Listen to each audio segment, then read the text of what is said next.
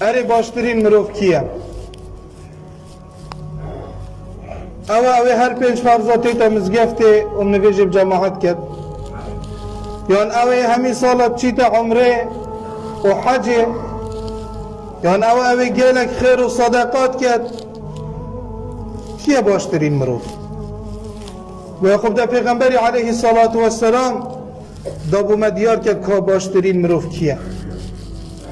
پیغمبر خدا علیه الصلاة و السلام بجیتن خیرکم لأهلی، باشترین هوا اوش همیا باشتر بیتن گل خیزان آخو، و انا خیرکم لأهلی، و اش هوا همیا باشترم گل خیزانت خو.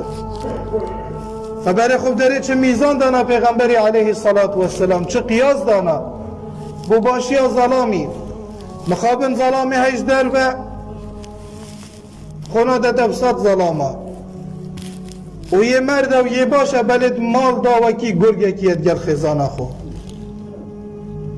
فاوه هنی نکسه که باشه بلاد لیوی خوش نبید بو خلکی یه مرد و یه باش و هاری کاری خلکیت کرد بلد مال داوکی گرگه کیه خزانه و عیال و راحتی جنابینن.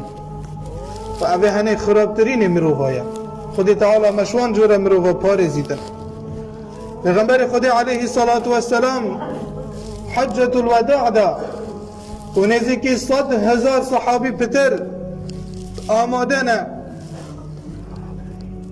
ادوی موقف هنی دا که چه گوتنا گرنگ ادویت او بهیتا گوتن، چه گوتنا مهم ادویت او بهیتا گوتن، چونکه خلقه که زور آماده. پیغمبر علیه الصلاة و السلام گوت الا واستوصوا بالنساء خيرا فإنما هن عوان عندكم. ای گلی خلقی واستوصوا بالنساء خيرا، نگوتی دست خل بلند کنو بقوتن، دار خل بلند کنو بشینن، نه دائما نصیحتا خیر لی بکن اگر هوا خلطی جی جدید، چونکه او اسیر البردست هوا او دبی شیان البردست هوا او دبی قوت البردست هوا. فتو يبرحم با ونصيحتا خيري لي بك وصيتا خيري لي بك داكو تو افلح بيني. وهر وصا پیغمبر عليه الصلاة والسلام جاره که جنکه کات دف پشتی کو حاجت خلده پیغمبری قطاندی و بسیار خوشه کری. پیغمبری علیه الصلاة والسلام گوته توی چاوید گل ظلام خود اینا اویشن که ها گود یا پیغمبر خودی او تشتش مبتیتن از بود کم او تشیانت مدابیتن از بوید کم. پیغمبر علیه الصلاة والسلام گوتی چاوید لی بیتن چونکی هندی که ظلامته یا بحشتاته یا جهنماته.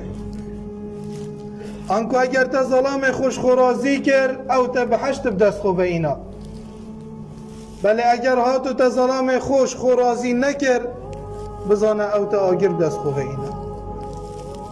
فابا هنیجی بوشنکا کو چاوه وان هنده بیتن ظلامت خورازی کند باشیه دا ند خرابیه دا، چونکه لا طاعت لمخلوق فی معصیت الخالق.